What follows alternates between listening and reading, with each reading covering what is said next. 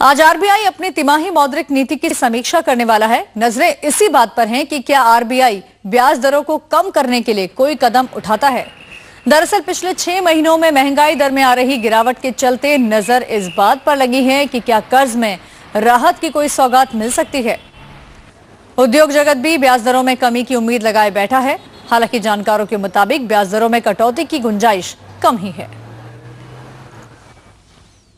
महंगे कर्ज से दबे आम लोग ब्याज दर से राहत की उम्मीद तो कर रहे हैं, लेकिन अगर संकेतों को समझा जाए तो आसार कम ही हैं कि ईएमआई पर कोई राहत मिले।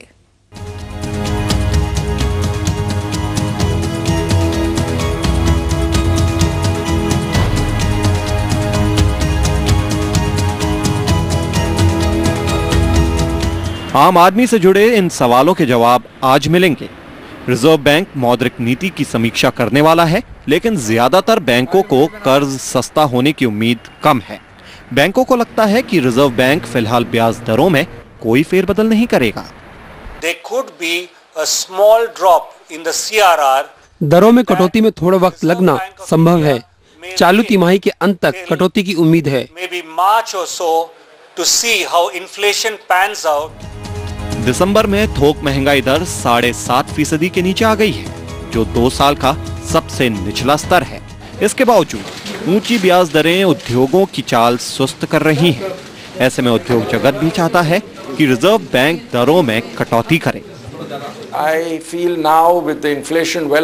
मुझे लगता है कि महंगाई दर कम हो रही है, इसलिए आरबीआई को ब्याज दरें कम करनी चाहिए।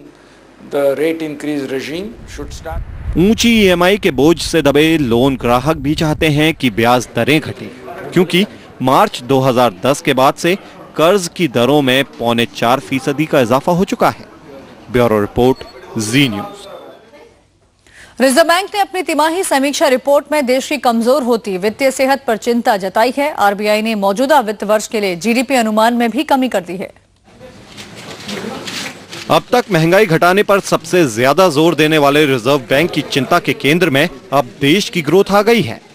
आरबीआई ने तीसरी तिमाही की समीक्षा रिपोर्ट में देश की लगातार गिरती वित्तीय सेहत पर गंभीर चिंता जताई है। यही वजह है कि आरबीआई ने मौजूदा वित्तीय वर्ष के लिए जीडीपी विकास दर अनुमान घटा दिया है। यही नहीं, आरबीआई ने अगले वित्तीय वर्ष के लिए जीडीपी ग्रोथ अनुमान में भी कटौती कर दी है। आरबीआई का कहना है कि अगली तिमाही को इकोनॉमी को कमजोर वैश्विक हालात और कच्चे तेल की ऊंची कीमतों की चुनौती झेलनी पड़ सकती है। साथ ही निवेश में आ रही कमी से भी मुश्किल बढ़ सकती है। आरबीआई का कहना है कि मौजूदा वित्तीय वर्ष में ग्रोथ में कमी का खतरा बढ़ गया है।